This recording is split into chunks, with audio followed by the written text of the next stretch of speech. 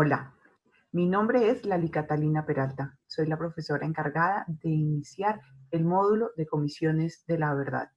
La primera parte de este módulo será una mirada conceptual histórica sobre las comisiones de la verdad. Si ustedes recuerdan bien, en la clase pasada revisamos los fundamentos para la construcción de paz y revisamos cuáles podrían ser los roles posibles que diferentes actores podrían asumir para ser agentes activos en la construcción de paz en sus comunidades. Lo que vamos a ver justamente a lo largo de este curso es cómo cada uno de ustedes puede ser parte de esa construcción de paz, participando de manera efectiva en los mecanismos del sistema integral de verdad, justicia y reparación. Hoy iniciaremos con el primer mecanismo del sistema, comisiones de la verdad. A lo largo de esta clase trataremos de contestar 4 preguntas fundamentales. Primero, ¿cómo han surgido las comisiones de la verdad? ¿Cuáles son esas condiciones históricas que han dado lugar al surgimiento de las comisiones de la verdad? En un segundo momento, revisaremos qué son propiamente las comisiones de la verdad, cuáles son sus características definitorias. En un tercer momento, revisaremos cómo han sido las comisiones de la verdad en el mundo y revisaremos 2 experiencias en África, el caso de Sierra Leona y Sudáfrica. Y por último, nos preguntaremos cómo han sido las comisiones de la verdad en Colombia.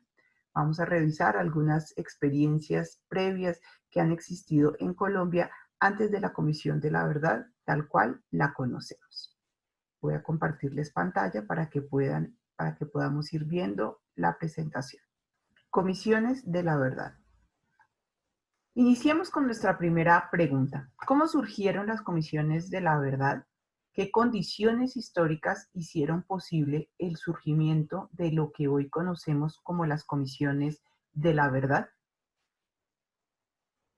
Para poder responder y entender mejor el origen y el desarrollo de las comisiones de la verdad, es importante entender cómo estas comisiones obedecen al giro temporal que la humanidad sufrió progresivamente durante las etapas históricas que conocemos como la Edad Media, la modernidad y la posmodernidad.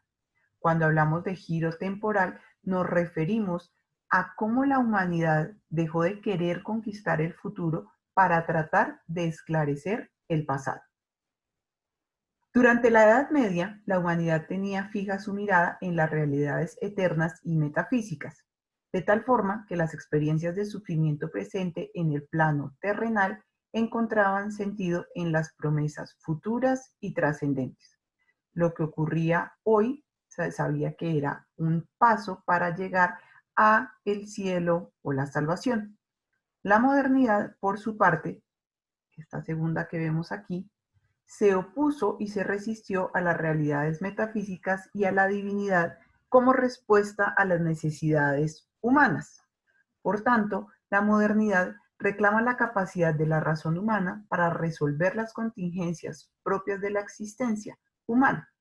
El positivismo, propio de la modernidad, prometió el progreso como alternativa que remitía a un futuro inmanente, tangible, en oposición al futuro trascendente que prometía la Edad Media.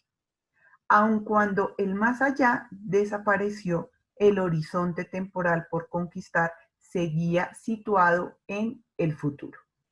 Para ese momento, el lugar del sufrimiento humano seguía siendo instrumental, en tanto que la apuesta de la modernidad convirtió el sufrimiento en un daño colateral que debía ser pagado para que la humanidad alcanzara el anhelado progreso.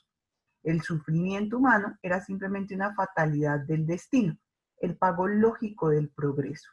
Era simplemente el daño colateral, el pago obligado que la humanidad debía cancelar para poder conquistar su meta del futuro que había llamado progreso. Sin embargo, la promesa de la modernidad de alcanzar el progreso mediante la razón humana se vio frustrada por los atroces hechos cometidos durante el Holocausto nazi. El cálculo racional que permitió el exterminio nazi llevó al desencanto de las promesas que la modernidad había centrado en la razón, en esa capacidad que tenía esta última para sobrepasar las contingencias humanas. Ante la desilusión y la imposibilidad de conquistar el futuro, pasada la mitad del siglo XX, ocurrió un giro temporal fundamental que viró la mirada de la humanidad hacia el pasado. Ya la meta no era conquistar el futuro, fuera trascendente o tangible como se entiende el progreso, sino esclarecer el pasado. Ese valor del pasado dotó de una visibilidad particular a los sujetos que habían padecido sufrimientos en contextos de violencia masiva. Las víctimas surgieron como un actor protagónico en el nuevo clima de justicia de las sociedades contemporáneas, y sus experiencias de sufrimiento se convirtieron en un imperativo moral. Ya no era como durante la modernidad o el positivismo, que el sufrimiento era simplemente un medio necesario para alcanzar el futuro. Durante la posmodernidad, específicamente en lo que conocemos como la conciencia humanitaria, las víctimas surgen como sujetos de derecho, como protagonistas, y su sufrimiento así es entendido hoy como un imperativo moral. Es en este contexto que surge lo que conocemos como la justicia transicional. La justicia transicional es entendida como un conjunto de herramientas políticas, jurídicas y académicas que justamente intentan mirar hacia el pasado y lidiar con los daños sufridos en el mismo. Asimismo, la justicia transicional dota de derechos exigibles a las víctimas que emergen como actores protagónicos en la escena internacional en este contexto que hemos denominado conciencia humanitaria. Los derechos que han sido otorgados a las víctimas son los que conocemos como derechos a la verdad, la justicia y la reparación. Para entender mejor qué son las comisiones de la verdad, es fundamental entender tanto los mecanismos del derecho a la verdad como las dimensiones propias de este derecho. Iniciemos entendiendo cuáles son los mecanismos que se han dispuestos para satisfacer el derecho a la verdad. Por un lado están los mecanismos judiciales que remiten a lo que ocurre en los juicios criminales, a todos los procesos judiciales que intentan esclarecer la verdad siguiendo el debido proceso. La meta de estos mecanismos judiciales es tratar de responder a la pregunta sobre quién es el responsable de los hechos cometidos en el pasado. Por otra parte, los mecanismos extrajudiciales remiten a lo que ocurre específicamente en las comisiones de la verdad, en donde las preguntas que se intentan responder son preguntas más gruesas. La pregunta que responden los mecanismos extrajudiciales es ¿por qué ocurrió esos hechos? ¿Por qué ocurrieron esos hechos violentos en el pasado? ¿Por qué fueron posibles en el pasado tales hechos? De esta forma, los mecanismos extrajudiciales buscan explicar patrones gruesos de violencia, las causas estructurales de la violencia, a diferencia de los mecanismos judiciales que intentan esclarecer responsabilidades individuales en el conflicto armado. Cuando hablamos de mecanismos judiciales, nos referimos a lo que ocurre en la JEP, y con mecanismos extrajudiciales lo que ocurre en la Comisión de la Verdad para el caso específico de Colombia. Veamos cuáles son las dimensiones del derecho a la verdad. Por un lado, tenemos la dimensión individual. ¿Qué remite esto? La dimensión individual es el derecho que tienen tanto las víctimas directas de alguna violación al derecho, a los derechos humanos, o sus familiares, víctimas sobrevivientes de violaciones a los derechos humanos o sus familiares. En esta dimensión individual es la posibilidad que tanto los sobrevivientes como sus familiares, tanto las víctimas directas como las víctimas indirectas, puedan responder a las preguntas de qué ocurrió, cómo ocurrió, por qué ocurrió y quién es el responsable de lo que ha ocurrido. Pero en esta dimensión individual no se agota el derecho a la verdad. El derecho a la verdad también tiene una dimensión colectiva. La sociedad como un todo tiene el derecho de conocer y de responder a estas preguntas sobre el qué, el cómo, el por qué y el quién. A esto se refiere, en el caso colombiano, la Comisión de la Verdad, cuando habla de que la verdad es un bien público, un bien que compete a toda la sociedad como comunidad política y no solamente a las víctimas de violaciones a los derechos humanos. Tiene toda una dimensión colectiva y es importante para este derecho que toda la sociedad esclarezca esas preguntas fundamentales sobre el pasado. Pasemos a nuestra segunda pregunta. ¿Qué son las comisiones de la verdad? ¿Cuáles son esas características definitorias de las comisiones de la verdad? Para entender mejor qué son las comisiones de la verdad, revisaremos 5 características fundamentales de este tipo de comisiones. La primera es la complementariedad con la justicia penal. Como veníamos diciendo, las comisiones de la verdad se complementan con los mecanismos judiciales que buscan esclarecer el pasado. El derecho a la verdad tiene 2 mecanismos para ser satisfecho, los mecanismos judiciales y los mecanismos extrajudiciales. De tal manera que las comisiones de la verdad, en tanto mecanismos extrajudiciales, están diseñadas para complementarse con el trabajo que hace la justicia penal. El pasado que se intenta esclarecer es tan complejo y tan difícil que requiere de esfuerzos diferentes en su naturaleza, pero complementarios en sus propósitos. Un segundo punto que nos permite entender de alguna manera qué son las comisiones de la verdad es entender que las comisiones de la verdad cubren largos periodos de tiempos en donde se cometieron abusos de manera sistemática. Por lo general, las comisiones de la verdad investigan violaciones a los derechos humanos que no ocurren en el presente, que no son vigentes, sino que ocurrieron en el pasado.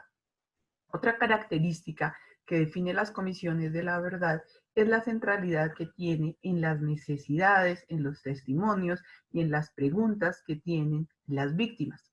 A diferencia de la justicia penal, que pone su mirada sobre los responsables para definir si son culpables o inocentes, las comisiones de la verdad ponen su mirada sobre las víctimas y les dan un espacio para que ellas puedan contar sus testimonios sin tener que seguir las condiciones que impone el debido proceso en los juicios criminales.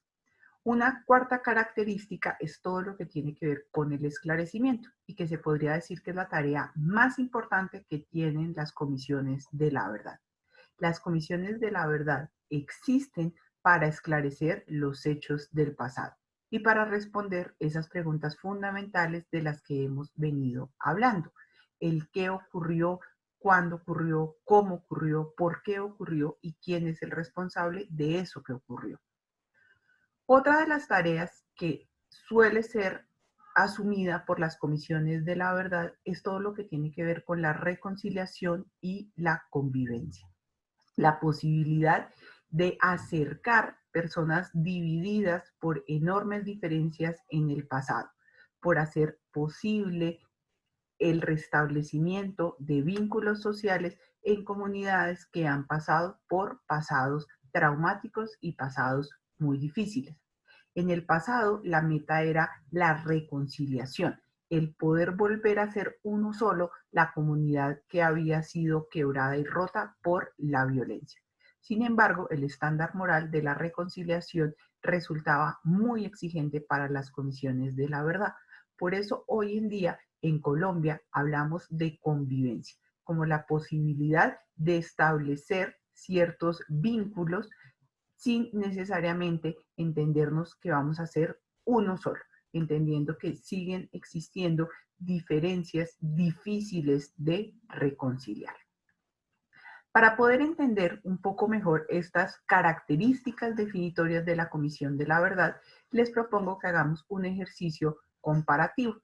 Comparemos las comisiones de la verdad con otros mecanismos que podrían confundirse con lo que hoy entendemos como comisiones de la verdad, en tanto que son mecanismos que también investigan violaciones a los derechos humanos. Iniciemos tratando de entender qué hacen las investigaciones de derechos humanos internacionales como Amnistía Internacional o la Cruz Roja. ¿Cuál es la diferencia entre esos reportes que ellos adelantan y lo que hace una comisión de la verdad? Por una parte, estos organismos no son oficiales, no son propios del Estado que es investigado, mientras que las comisiones de la verdad sí son organismos oficiales.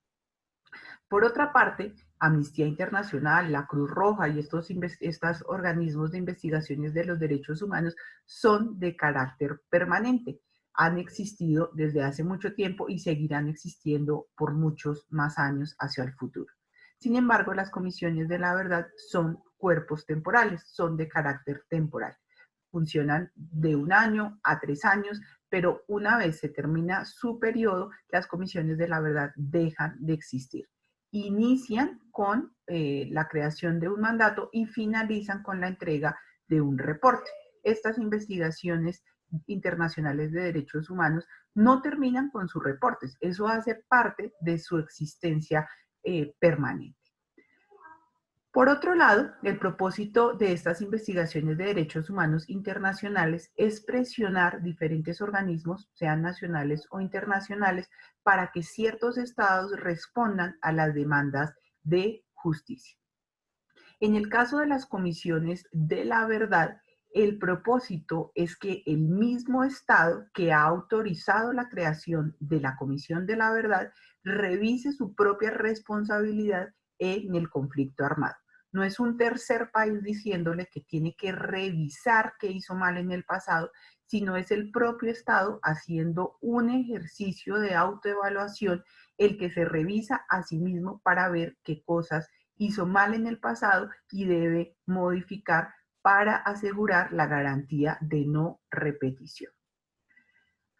Otra característica que nos permite entender bien qué son las comisiones de la verdad es que las investigaciones de derechos humanos internacionales carecen de acceso privilegiado a los archivos del gobierno y de las cortes.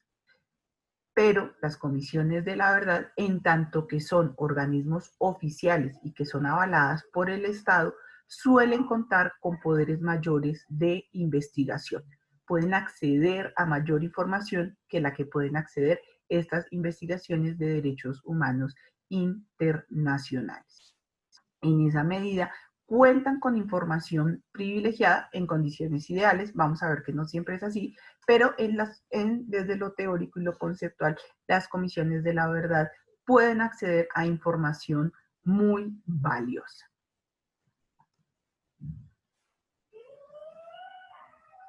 Comparemos ahora las comisiones de la verdad con investigaciones de derechos humanos no internacionales, sino gubernamentales, tales como los informes de la Defensoría del Pueblo o de la Procuraduría, los informes del Centro de Memoria Histórica. ¿Cuál es la diferencia entre estos informes a los cuales estamos habituados y el trabajo que hacen las comisiones de la verdad? Nuevamente, tanto la Defensoría como la Procuraduría, como el Centro de Memoria Histórica, son organismos de carácter permanente y su duración y operación no tienen límite en el tiempo. Por lo general, están diseñados para ser parte de la estructura democrática de un Estado social de derecho. Aunque estas organizaciones pueden de alguna manera estar centradas en las víctimas, su carácter no se define por hecho. El propósito de estos informes es básicamente la protección y promoción de los derechos humanos, no las necesidades de las víctimas, como es el caso de las comisiones de la verdad.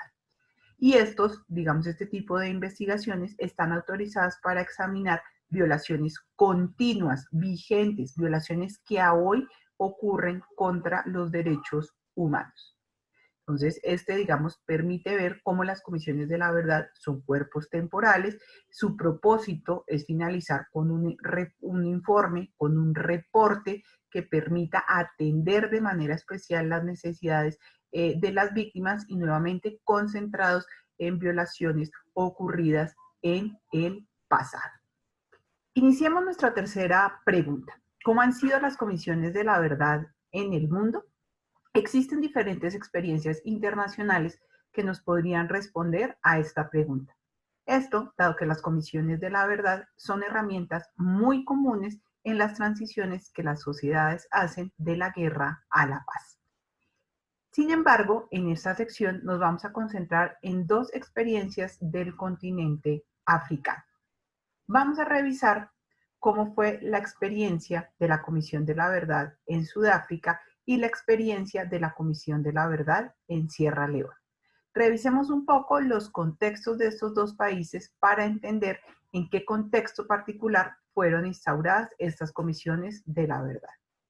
En Sudáfrica, de 1960 a 1994, se desarrolló un conflicto que se puede categorizar como de segregación racial, en donde existía un régimen conocido como el apartheid que segregaba de manera clara y excluyente a las personas negras y a las personas blancas. Después de un largo proceso de negociación y bajo la fuerte presión de la comunidad internacional, la élite blanca decidió negociar con la resistencia una salida negociada al conflicto. Y la medida transicional que se decidió para hacer tránsito de este régimen de segregación racial a la democracia fue la instauración de una comisión de la verdad. Esta es una de las comisiones de la verdad más grandes que se han desarrollado en el mundo y por tanto una de las más conocidas. Una particularidad de esta comisión de la verdad es que es de las pocas que ha incluido funciones judiciales. Dentro de la comisión de la verdad se instauró un comité de amnistías que determinaba si los comparecientes que llegaban ahí, los antiguos perpetradores de la élite blanca, confesaban todos sus crímenes y si era satisfactoria esa confesión, se les otorgaban amnistías por esa confesión que otorgaban. Eran funciones judiciales contenidas dentro del mecanismo extrajudicial que era la Comisión de la Verdad de Sudáfrica. Ese es, digamos, el primer aquí en la presentación les dejo este video que puede serles útil para entender un poco más del apartheid y cómo era este régimen de segregación racial. En Sierra Leona, aquí les muestro algunas de las fotos con dos de los hechos victimizantes más difíciles de este conflicto. Uno, las amputaciones. En Sierra Leona las personas suelen votar con su índice y cuando se ejecutaba la amputación, no, digamos, se perdía la condición de ciudadano porque se impedía a la persona votar. Entonces, digamos, esa fue una práctica muy común en este conflicto. Y otro crimen horrible, digamos, que se sufrió durante Sierra Leona fue el reclutamiento forzado de niños muy pequeños. Vamos ahora, digamos, a entender un poco el conflicto, digamos, en el que surge la Comisión de la Verdad en Sierra Leona. En Sierra Leona fue un conflicto más corto que el de Sudáfrica. Este es un conflicto de 9 años, más reciente, este es desde el 91 hasta el 2000, y se puede decir que este es un tipo de conflicto muy parecido al de Colombia, un conflicto armado interno. Un conflicto armado interno que se dio porque la élite que se encontraba en el centro del país acumulaba toda la riqueza del país y riqueza que era producida en la frontera del país. Entonces se presentó un conflicto, digamos que de raíces mucho más antiguas que lo que les cuento, pero que de alguna manera expresó el descontento que había entre esa minoría que concentraba toda la riqueza y las personas que vivían en la frontera, especialmente cerca a Liberia, y que de alguna manera eran la mano de obra que producía esa riqueza. Y las desigualdades económicas y sociales dieron lugar a este conflicto armado que fue, digamos, que se dio en la confrontación de diferentes tribus de Sierra Leona. ¿Cuál fue la medida transicional que se instauró en Sierra Leona? Se instauró tanto una comisión de la verdad como un tribunal especial para Sierra Leona. Este caso se parece mucho al colombiano, dado que la comisión de la verdad se instaura de manera simultánea con el mecanismo judicial. Allá tenían un tribunal especial para Sierra Leona, aquí tenemos la JEP y en los dos países tenemos una comisión de la verdad, digamos diferente al caso que les explicaba en Sudáfrica, en donde el mecanismo extrajudicial, la Comisión de la Verdad, asumió labores judiciales con el Comité de Amnistías. Este es básicamente como el contexto. Y aquí, digamos, les voy a contar en este cuadro, les resumo un poco cómo fue, digamos, la metodología y la operación de las comisiones de la verdad en estos dos países. Y van a ver cómo esta comparación nos sirve de alguna manera para entender el caso colombiano. Bueno, acá están, digamos, algunas de las características que ya les he dicho. Digamos, todas estas son transiciones negociadas, en donde hay un proceso de negociación y como resultado del proceso de negociación se instaura la Comisión de la Verdad. En Sudáfrica, la Comisión de la Verdad tuvo funciones judiciales amplias a través del Comité de Amnistías, mientras que en Sierra Leona la Comisión de la Verdad no tuvo ninguna función judicial. Estas funciones judiciales fueron todas asumidas por el Tribunal Especial de Sierra Leona.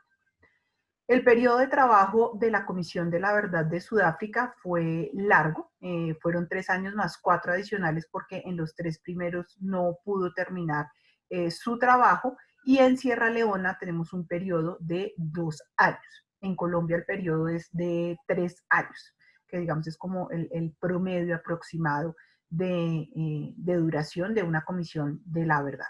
El tiempo de conflicto cubierto por cada una de estas comisiones es diferente y digamos es mucho más largo en el caso de Sudáfrica. La Comisión de la Verdad en Sudáfrica tuvo que esclarecer 34 años de conflicto armado, en Sierra Leona 9 años de conflicto armado. Entonces, si ustedes miran el periodo de trabajo, fueron 7 años para esclarecer 34 años de conflicto, y en Sierra Leona fueron 2 años de trabajo de la Comisión de la Verdad para esclarecer 9 años. En Colombia son 3 años de trabajo para esclarecer casi o más de 64 años de conflicto armado. Eso dependiendo desde cuándo se considere el inicio del conflicto. La metodología utilizada por la Comisión de la Verdad sudafricana y la Comisión de Sierra Leona es muy diferente. Y digamos es diferente porque el presupuesto y el personal con el que contaban es muy diferente. Mientras que Sudáfrica contó con un presupuesto muy generoso y un personal amplio, como lo pueden ver en el cuadro, Sierra Leona contaba con menores recursos y equipos de trabajo mucho más pequeños. Por tanto, las metodologías de trabajo de estas comisiones de la verdad fueron muy diferentes.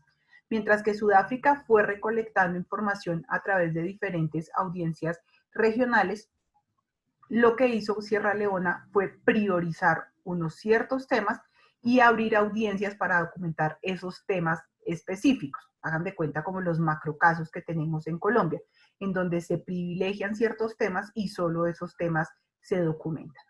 Sudáfrica, que digamos abrió estas grandes audiencias regionales, lo que hizo fue recoger toda la información en todas las audiencias regionales que organizó y posteriormente concentrar toda esa información en la oficina nacional, en donde intentaron categorizar por periodos de tiempo, no por hechos victimizantes, la información recopilada.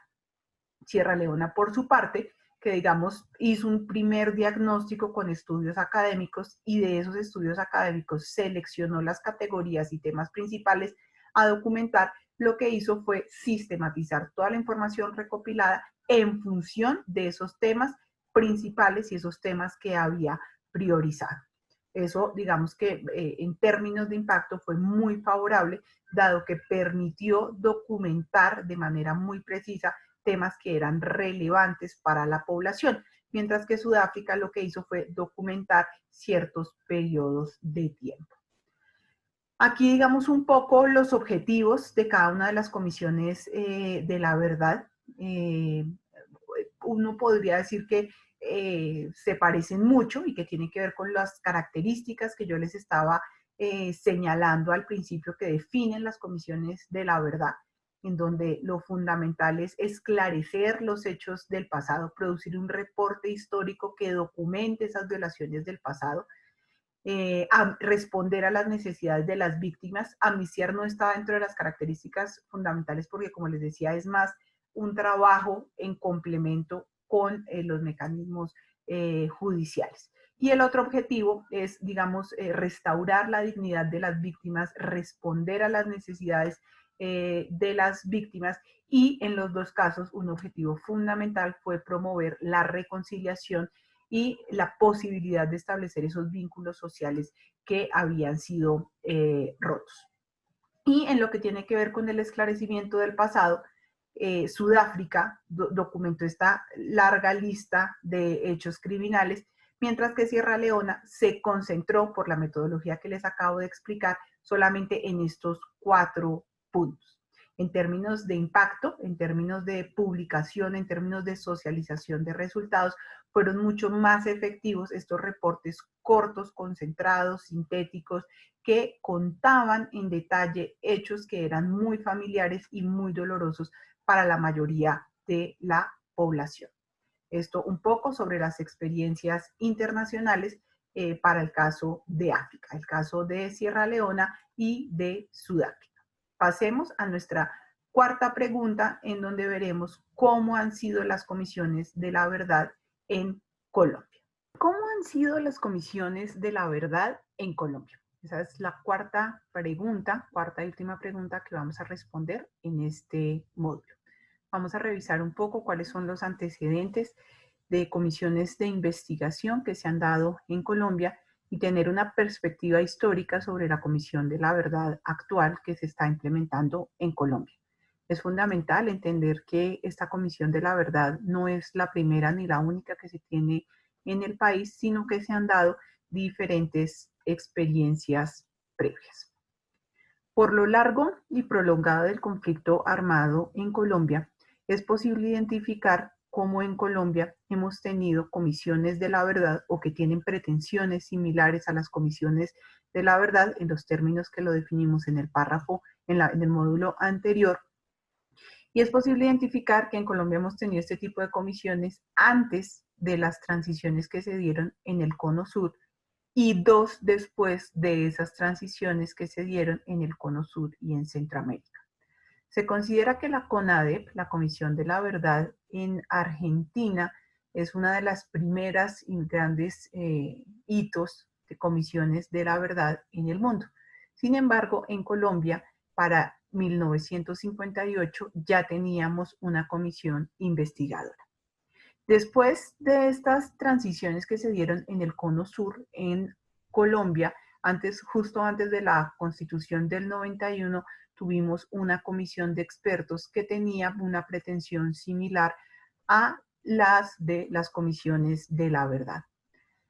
Para 2007, después de firmada la Ley de Justicia y Paz, tuvimos lo que se conoce como el Grupo de Memoria Histórico y que después se transformó en el Centro de Memoria Histórica. Y en 2016, con el acuerdo final, fue aprobado el Sistema Integral de Verdad, Justicia y Reparación, el cual instauró en Colombia una nueva Comisión de la Verdad. Lo que vamos a ver en este módulo es un poco los antecedentes de estas comisiones y cómo fue posible que se desarrollaran, cuál fue su metodología, su operación y cuáles fueron sus alcances. Para poder desarrollar este recorrido histórico, yo me voy a basar en un texto de un profesor de la Universidad Javeriana que se llama Jefferson Jaramillo. Él en su texto señala 13 experiencias entre comisiones históricas y comisiones extrajudiciales que se han adelantado en Colombia. En estos cuadros de abajo se mencionan esas 13 experiencias, pero digamos, él se centra en las más emblemáticas, que son las 3 que les acabo de mencionar: la Comisión del 58, la del 87 y el Grupo de Memoria Histórica de 2007. Y son esas 3 las que vamos a abordar, teniendo presente que hay muchas más, un total de 13 inventariadas por este profesor de la Universidad Javeriana. Comencemos con la comisión investigadora del 58. Esta comisión investigadora surge de manera simultánea al Frente Nacional. Para ubicarnos un poco, les he puesto esta línea del tiempo en donde aparece, digamos, del 45 al 58, la etapa que se ha llamado la violencia con B mayúscula y que de alguna manera termina con lo que conocemos como el Frente Nacional. Una vez inicia el Frente Nacional, de manera simultánea se crea esta comisión investigadora para tratar de resolver los hechos violentos que se habían cometido desde el 45 hasta el 48. Esta comisión del 58 lo que hace, de alguna manera, aquí Jefferson Jaramillo lo resume muy bien en estos cuadros, es diagnosticar el pasado como un cáncer, como una enfermedad que desgraciadamente ha sufrido la sociedad. Y digamos que, como ustedes bien lo saben, el Frente Nacional fue un pacto entre liberales y conservadores para repartirse el poder. Y de esa manera se buscaba borrar de alguna manera todo lo que había ocurrido en el pasado y no atribuir ningún tipo de responsabilidad por lo ocurrido en el pasado. Y la comisión investigadora del 58, siendo fiel, digamos, al discurso que manejaba el Frente Nacional, lo que hace es justamente explicar el pasado en esos términos. Como ustedes saben, el Frente Nacional no fue, digamos, la solución al conflicto armado en Colombia, sino que por el contrario generó la sensación de que muchos actores estaban por fuera del sistema político colombiano. Al cerrarse el sistema político y electoral en Colombia, esa cerrazón hizo que muchos actores quedaran por fuera del sistema y tuvieran que buscar otros mecanismos para hacerse escuchar. La agudización del conflicto después de finalizado el Frente Nacional y casi, digamos, hasta la Constitución del 91, dio lugar a la Comisión de Expertos del 87. Mientras que la Comisión Investigadora del 58 es el resultado de un gran pacto nacional que conocemos como el Frente Nacional, la Comisión de Expertos del 87 fue encargada de manera particular por el gobierno de Virgilio Barco y cuyo director fue el historiador Gonzalo Sánchez. Este fue, digamos, un encargo por decreto que hace el gobierno de Virgilio Barco en un intento de tratar de entender qué sucede y qué explica los fenómenos de violencia que antes eran solamente urbanos y empiezan, que solamente antes eran urbanos y comienzan a ser rurales. De esta manera, digamos, esta creciente ola de violencia requería algún tipo de explicación y esta comisión de expertos es contratada para diagnosticar las causas de la violencia y generar recomendaciones. Muy en sintonía, digamos, con el contexto internacional, esta comisión de expertos atribuye esta violencia a la ausencia de democracia, a la cerrazón del sistema político. Y se considera de alguna manera que es necesario abrir el sistema político para incluir nuevas voces y nuevos actores dentro de la política. Aquí un cuadro para que se ubiquen un poco históricamente digamos, en lo que ocurre. En el 87 es, digamos, justo el éxito electoral de la UP, movimiento político que ha surgido del acuerdo de la Uribe, de las FARC, con el gobierno de Belisario Betancur. Después de la comisión de expertos viene la constitución del 91, pero como sabemos, ni la comisión de expertos del 87 ni la nueva constitución política del 91 hicieron que el conflicto terminara, sino que digamos justamente se ve una nueva transformación del conflicto armado y una clara agudización de este por la participación de las autodefensas y los paramilitares en el conflicto armado. El nuevo intento de Comisión de la Verdad lo vamos a tener en 2005 y digamos que es el resultado de la negociación del gobierno Álvaro Uribe Vélez con las autodefensas. Y digamos que el resultado de esas negociaciones se firma lo que conocemos como la Ley de Justicia y Paz, y la cual definió la estructura de un mecanismo judicial, la Unidad de Justicia y Paz dentro de la Fiscalía, y un mecanismo extrajudicial que incluía el grupo de memoria histórica. Este, digamos, es un grupo que surge en un contexto diferente, en donde la respuesta, de alguna manera, a lo que ocurre en el pasado está muy centrado en la necesidad de reconocer, digamos, la existencia de un conflicto armado. Digamos, este grupo de memoria histórica surge aquí en el 2005 con la Ley de Justicia y Paz, pero sufre una transformación importante en 2011 cuando se aprueba la Ley 1448, que es conocida como la Ley de Víctimas. En el marco de esta Ley de Víctimas, el grupo de memoria histórica se transforma en lo que hoy conocemos como el Centro Nacional de Memoria Histórica. Y después de aprobada, digamos, esta ley de víctimas, ustedes saben bien que, digamos, se iniciaron las negociaciones en La Habana y que terminaron en 2006 con el acuerdo final y con la instauración del sistema integral de verdad, justicia y reparación. Aquí les cuento un poco, digamos, la estructura de lo que es el Centro Nacional de Memoria Histórica a la luz de la Ley de Víctimas. Como ustedes saben, la Ley de Víctimas crea el Sistema Nacional de Atención y Reparación Integral a las Víctimas, conocido como el SNARIF, en donde se ubica la unidad de víctimas y todas las unidades que atienden todo lo que tiene que ver con restitución de tierras. Y dentro de este Sistema Nacional de Atención de Reparación a Víctimas se encuentra el Centro Nacional de Memoria Histórica.